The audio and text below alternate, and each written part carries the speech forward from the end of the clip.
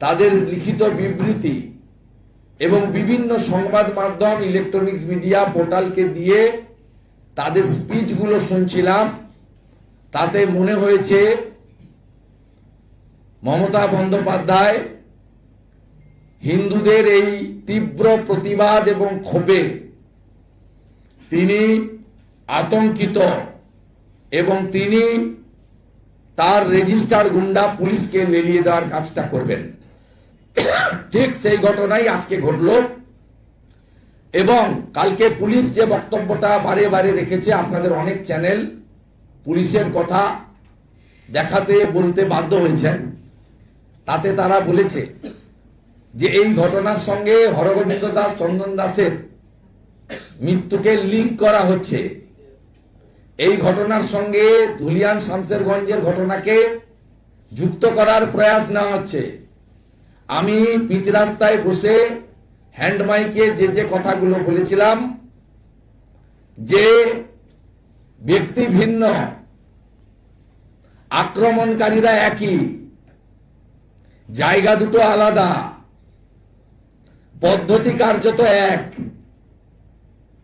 অর্থাৎ এপারের হরগোবিন্দ দাস, চন্দন দাস, ওপারের দীপুচরণ দাস একদম সেম, শুধু দিনটা আলাদা, সালটা আলাদা, স্থানটা আলাদা, সময়টা আলাদা, নামটা আলাদা।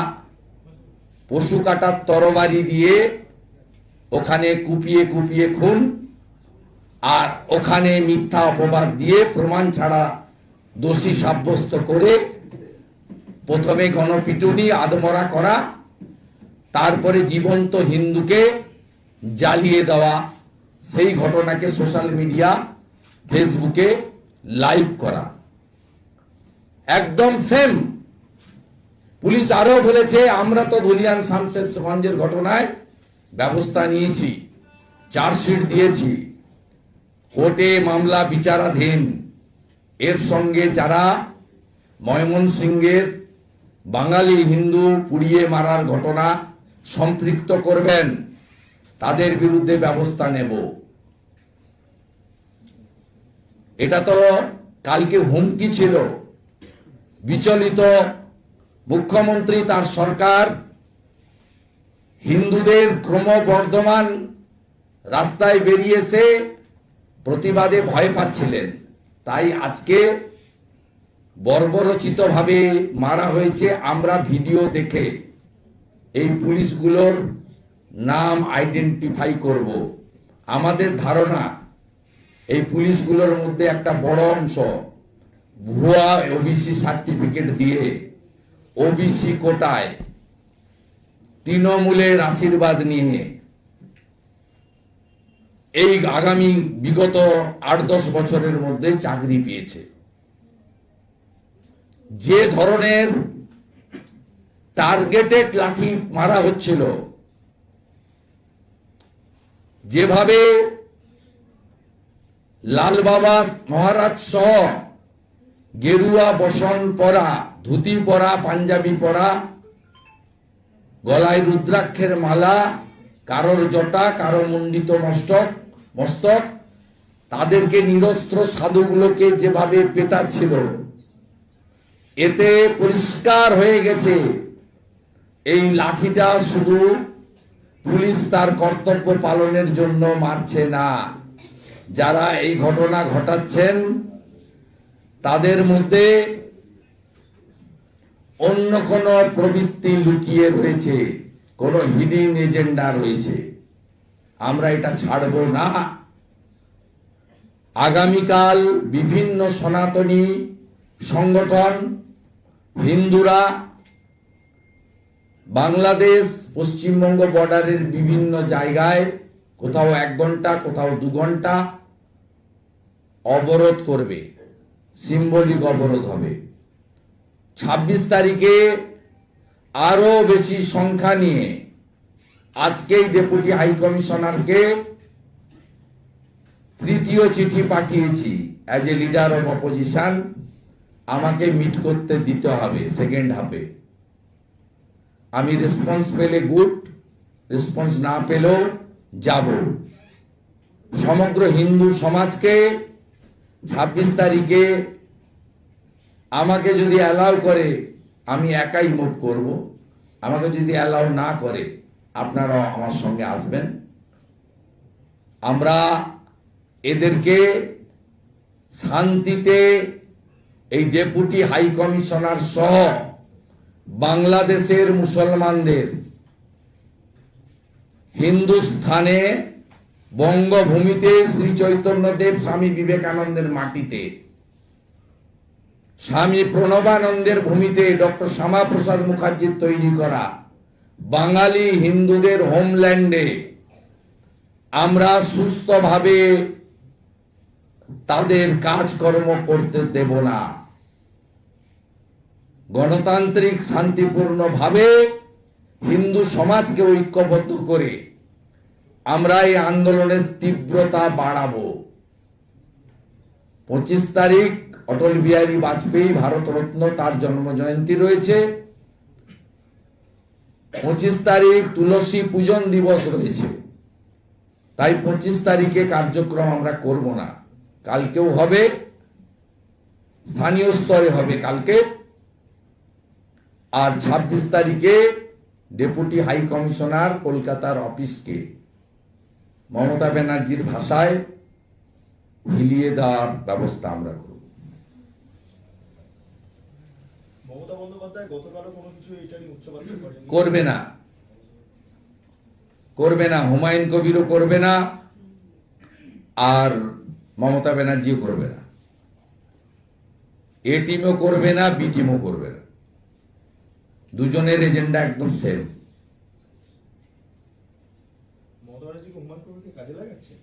না, মুসলমানদের বড় অংশ তৃণমূলের বিরুদ্ধে, সেটা যাতে অন্য কোনো দল ক্যাচ করতে না পারে, বিজেপির দিকে না চলে যায়, সেই জন্য তিনি হুমায়ুন কবিরকে দিয়ে এই ক্ষুব্ধ, ক্ষিপ্ত, প্রতারিত মুসলমানদেরকে তার বিটিমের কাছে রাখলেন। যদি বিধানসভা নির্বাচনের পরে 2, 5, 10টা শট পড়ে, হুমায়ুন কবির সাপ্লাই করে দেবে। সোজা অঙ্ক। মুসলিমদের একটা বড় অংশ ওবিসি কাস্ট সার্টিফিকেট নিয়ে সরকারের বিরুদ্ধে, মুসলিমদের একটা বড় অংশ ওয়াকফ অ্যামেন্ডমেন্ট বিল নিয়ে মমতা ব্যানার্জি যেদিন বলেছেন দিল্লিতে গিয়ে আন্দোলন করুন, সেই দিন থেকে বিরুদ্ধে। এবং মুসলিমরা তার কিছুটা প্রতিফলন সাগরদিঘি উপনির্বাচনে, দক্ষিণ মালদা লোকসভা ভোটে দেখিয়েছে। তারা হয়তো ব্যাপক সংখ্যায় ভারতীয় জনতা পার্টিকে সমর্থন করেন না, কিন্তু তারা যেখানে তৃণমূলের বিকল্প মুসলিম প্রার্থী পান সেখানে ভোট দেন। সাগরদিঘিতে কংগ্রেস সিপিএম এর জোটকে ভোট দিয়েছিলেন। তারা নিশ্চিত ছিলেন যে তারা কংগ্রেস সিপিএম কে ভোট দিলে তৃণমূল কংগ্রেস হারবে, বিজেপিকেও আটকে দেওয়া যাবে। একইভাবে দক্ষিণ মালদায় তারা সুচিন্তিতভাবে ভোট দিয়েছেন কংগ্রেসকে, ঈশা খান চৌধুরীকে। তৃণমূলকে রুখে দেবেন, বিজেপিকে জিততে দেবেন না। এটা তো কমপ্লিটলি যে মুসলিমরা ক্ষুব্ধ, ক্ষিপ্ত হয়েছে তাদেরকে। নইলে আপনি দেখছেন আমাদের কোনো কর্মসূচি করতে গেলে, কোথাও পুজো করতে গেলে, এই মন্দির বাজারে কয়েকদিন আগে একটা জগদ্ধাত্রী পুজো করার জন্য হাইকোর্টে পারমিশন নিতে হয়েছে। আমি আগের কথাগুলো বলে আর দীর্ঘায়িত করব না। সেখানে বাবরের নামে, যিনি আরবি সংস্কৃতির লোক, ভারতীয় নয়, যিনি লুটেরা ছিলেন, ধর্ষক ছিলেন, মন্দির ভেঙেছেন, তার নামে একটা প্রতিষ্ঠান গড়ার ক্ষেত্রে, ধর্মীয় প্রতিষ্ঠান তৈরির ক্ষেত্রে রাজ্য সরকার কিভাবে পুলিশ দিয়ে সব ব্যবস্থাপনা সাহায্য করলো, সিগন্যাল ক্লিয়ার। আর আমাকে বিরোধী দলনেতাকে, বিজেপিকে হিঙ্গলগঞ্জে সভা করতে দেওয়া হলো না, মিছিল করার অনুমতি হাইকোর্ট দিলেন।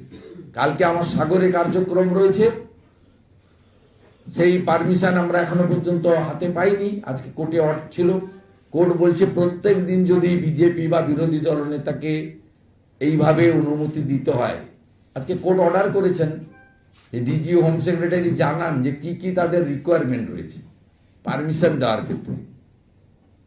এই তো আপনি পরিষ্কার দেখতে পাচ্ছেন। কালকে একটা বেলডাঙ্গাতে নতুন রাজনৈতিক দলের সৃষ্টি হলো, যার আমি নাম দিয়েছি যে ইউপি। ঠিক আছে, কিন্তু ওটা জনতা নয়, জামাত। যে ইউপিটা ঠিক আছে, কিন্তু জের জায়গায় জনতার জায়গায় ওটা জামাত বলতে হবে। সেই জামাতিদের মিটিং কালকে কোন মাইকের পারমিশন ছিল? এসডিওর কাছে মাইকের পারমিশন ছিল? 10-20 হাজার যে লোকটা হয়েছে, এত বড় গ্যাদারিং করতে গেলে পুলিশের এনওসি লাগে। 500 পুলিশ দেওয়া হয়েছিল কেন? তাতে পরিষ্কার বোঝা যাচ্ছে যে এদের এজেন্ডা কি, পরিষ্কার বোঝা যাচ্ছে। এবং হুমায়ুন কবির ও দীপু দাসকে নিয়ে কিছু বলবে না, আর মমতা ব্যানার্জিও দীপু দাসকে নিয়ে কিছু বলবে না, কারণ তিনি বাঙালি হিন্দু। ইন্টেলেকচুয়াল ফোরামের সভাপতি ওয়াজিদুল হক তিনি বলছেন যে ওয়াকআউট বাঁচাতে আমরা জঙ্গি হতেও প্রস্তুত। কিছু বলবেন? ও মনে টিকিট চাইছে, অনেকদিন ধরে ঘুরছে। এ সব বন্ধ হয়ে যাবে। পশ্চিমবাংলার লোক যদি জঙ্গি মুক্ত বাংলা চায়, বিজেপিকে আনুন। এইসব কথা বলে না, ওই পায়জামা পাঞ্জাবি পরে সব নেতাগিরি বেরিয়ে যাবে। বিজেপিকে আনুন যদি জঙ্গি মুক্ত করতে হয় পশ্চিমবঙ্গে, শুধু চোর মুক্ত নয়, জঙ্গি মুক্ত করতে হয়, বিজেপিকে আনুন। কোনো সমাধানের আর কোনো রাস্তা নেই। সংখ্যালঘু এলাকায় যদি বিজেপি তরফ থেকে মুসলিম ক্যান্ডিডেট দেওয়া হয়, সেক্ষেত্রে হুমায়ুন কবিরের যে নতুন দল রয়েছে, সেই দলের ক্যান্ডিডেটকে কি তাদের ভোটটা কাটতে পারবে? মানে রাষ্ট্রীয় মুসলিম যারা রয়েছেন, আপনি যেটা বলেন, তাদের ভোট কি বিজেপির খাতে আসবে? শুধু আমি বলিনি, দেখুন আমাদের রাজ্য সভাপতি, এটা সভাপতি কেন্দ্রিক পার্টি, শ্রমিক দাও একাধিকবার বলেছেন যে মুসলিমদের ভোট আমরা পাই না। আমাকে আপনারা দীর্ঘদিন ধরে মিসকোট করেছেন যে আমি হিন্দুদের বিধায়ক। আমি কি বলেছি? আমি কালকে একটা কথার ব্যাখ্যা দিয়েছি যে বিধানসভাতে কাদেরকে আমি বলেছি। আমি কমপ্লিটলি তৃণমূলের মুসলিমদের কথা বলেছি, তৃণমূলের মুসলিমদের কথা বলেছি, সমগ্র জনগোষ্ঠীর কথা বলিনি। তারপরে আরে একটা কথারও আমি ক্লিয়ার ব্যাখ্যা দিয়েছি, যে যেটা শ্রমিক দাও বলেছেন যে আমরা মুসলিমদের ভোট পাই না। আমি কোথাও বলিনি চাই না। আমি নন্দীগ্রামে দাঁড়িয়ে বলেছি আমাকে হিন্দুদের বেশি করে দেখতে হবে, কারণ হিন্দুদের ভোটেই আমি মমতা ব্যানার্জিকে হারিয়েছি। আমি 1,10,000 একটু কম ভোট পেয়েছি, মমতা ব্যানার্জি 1,08,000 ভোট পেয়েছে। মমতা ব্যানার্জির ভোটের 64,000 হিন্দু ভোটের, মুসলিম ভোটের মধ্যে যে 62,000 ভোট পোল হয়েছিল, তার মধ্যে 1200 ভোট সিপিএম পেয়েছিল মীনাক্ষী মুখার্জি। আমি পেয়েছিলাম অনলি 400। আমি জিতেছি 1956 ভোটে। আমাকে হিন্দুরা জিতিয়েছে, আমার ক্ষমতা কম, আমি বিধায়ক। 70 লক্ষ টাকা মাত্র বিউপিতে বছরে পাওয়া যায়। তা আমাকে যারা ভোট দিয়েছে তারা 99% হচ্ছে হিন্দু। আমাকে তাদেরকে আগে দেখতে হবে। আমার যদি অসীম ক্ষমতা থাকতো সবাইকে দেখতাম। এই অর্থে আমি বলেছি আমাকে হিন্দুদের আগে দেখতে হবে। মিসকোট করেছেন, আমার এতে কোনো আপত্তি নেই। হিন্দু পরিচয়ে, হিন্দু স্বার্থে লড়াই করা, এর কোনো আপত্তি এতে থাকা উচিত নয়। হিন্দু ধর্ম সবসময় শিখায় নিজ ধর্মে আস্থা রাখো, অপর ধর্মকে শ্রদ্ধা করো। আমি আমার নিজের ধর্মের লোক প্রতারিত, বঞ্চিত, পীড়িত, লাঞ্ছিত, ধর্ষিত নানাভাবে হচ্ছে। স্বাধীনতার পরে হিন্দু পলায়ন লোক দেখেছে ধুলিয়ান শামসেরগঞ্জে। স্বাধীনতার পরে মহেশতলাতে তুলসী মঞ্চ তুলে ফেলে দেওয়া দেখেছে। মোথাবাড়ি বাজারে দাঁড়িয়ে দেখে এসছি লাইন করে হিন্দু দোকান ভেঙেছে, মুসলমান দোকানে হাত দেয়নি। এটা তো নোয়িং ফুললি ওয়েল। 5টা হিন্দু দোকানকে লুট করে দিয়েছে, পরে 3টা মুসলমান দোকান হাত দেয়নি, আবার পরে 4টে হিন্দু দোকানে হাত দিয়েছে। এটা কি সেকুলারিজম নাকি?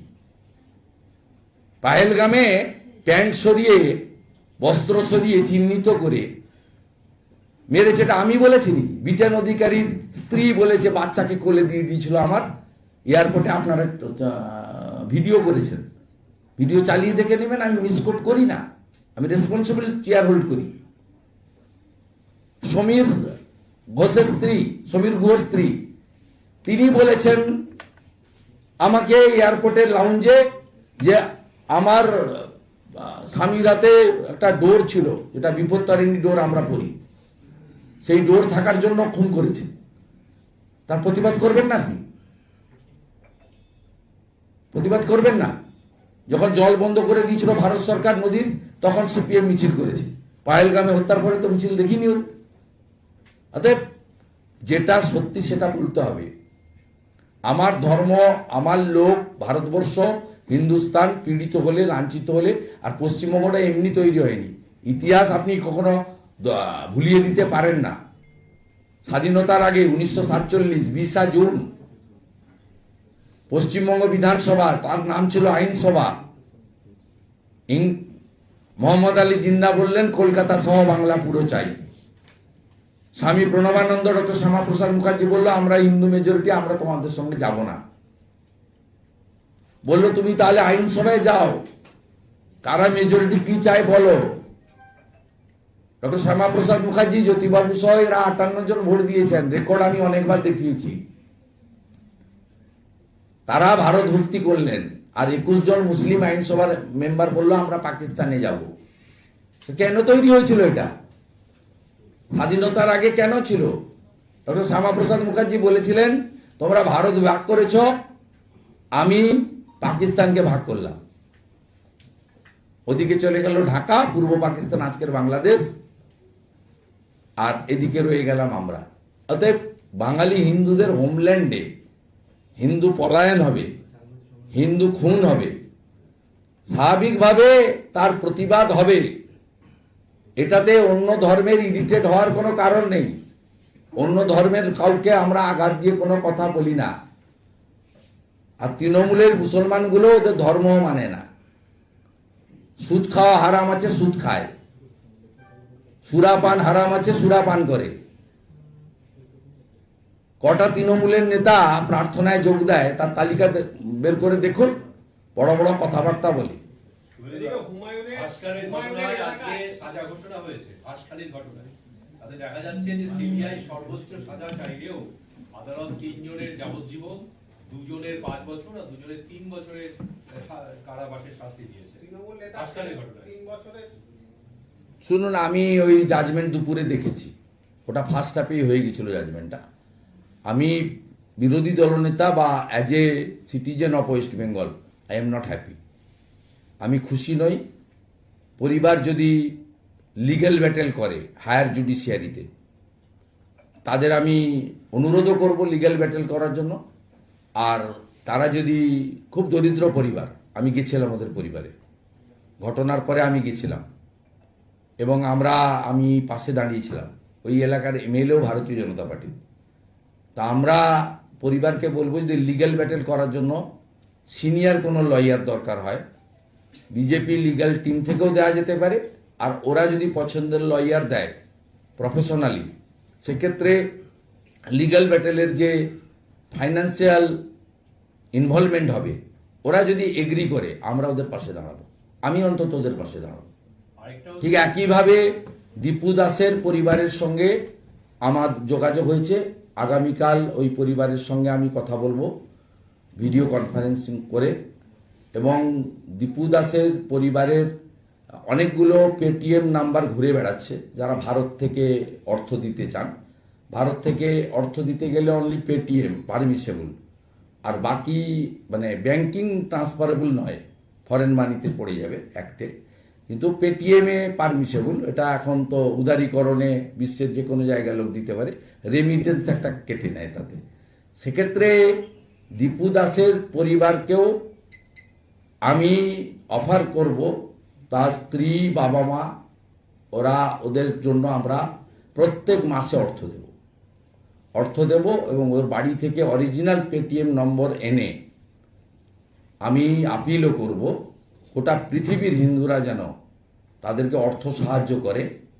আমরাও দেখতে চাই, এর শেষ আমরা দেখতে চাই। আরেকটা হচ্ছে যে তৃণমূলে যে সমর্থনের বিএলওরা আন্দোলন করছে মঞ্চ, তারা আজকে অভিযোগ করছে যে অ্যাপের জটিলতার জন্য এবং কমিশনের দুর্বলতার জন্য তাদের অতিরিক্ত কাজ করতে হচ্ছে। এটা নিয়েও আজকে তীব্র বিক্ষোভ হচ্ছে ওখানে। ওরা কেউ বিএলও নয়। ওরা তো দাবি করছে বিএলও মঞ্চ বলে। কে তোমার নাম কি ওর? না, ওই যে বিএলও মঞ্চ। হ্যাঁ, আপনি নাম বলতে হবে আপনাকে, কোন বুথের বিএলও, কোন বিধানসভার নাম্বার বলতে হবে, তাহলে উত্তর দেবো। অনেকে ক্যামেরা নিয়ে ছুটেছিল, আপনি কোন বিএলও? না আমি বিএলওর বন্ধু। আপনি কোথাকার বিএলও? না আমি সহকর্মী, আমি তো আসতেই পারি। আমি বিএলও খুঁজে পাইনি। কারা করছে এরা? কারা করছে এটা? ভয় দেখাতে চাইছে, আর কয়েকদিন ভয় দেখা, শিপিং কর্পোরেশনে চলে যাবে অফিস। ভারত সরকার জায়গা দিয়ে দিয়েছে, আমরা তো খুশি। এই আদি জাপ্তার একটা বদমাইশ 6 বছর ধরে ওটা তৃণমূলের পার্টি অফিস করে রেখেছিল। ওখান থেকে তো এদের যত অত্যাচার হবে ইলেকশন কমিশন বাধ্য হবে। এরা যত নোংরামি করবে কেন্দ্রীয় বাহিনী তত তাড়াতাড়ি আসতে বাধ্য হবে। আপনি দেখলেন না, মমতা বন্দ্যোপাধ্যায় প্রথম দিন থেকে SIR करने नहीं दूंगी, पूरा आंदोलन होगा, पूरा आंदोलन, कोई मैं फाक फोकर नहीं रहेगा, पूरा आंदोलन। তারপরে বলছি না করতে দিলে না রাষ্ট্রপতি শাসন করে দিত। ঠেলায় না পড়লে বিড়াল গাছে ওঠে না। দাদা প্রায় 29 দিন হলো, ওই একটা জায়গা দখল করে মঞ্চ বেঁধে এই বিষয়টা চলছে। সৌজন্যে মমতার চামচা মনোজ বার্মা জঙ্গলমহলে আদিবাসী এবং মাহাতোদের মাওবাদী বলে পেটাতো যে।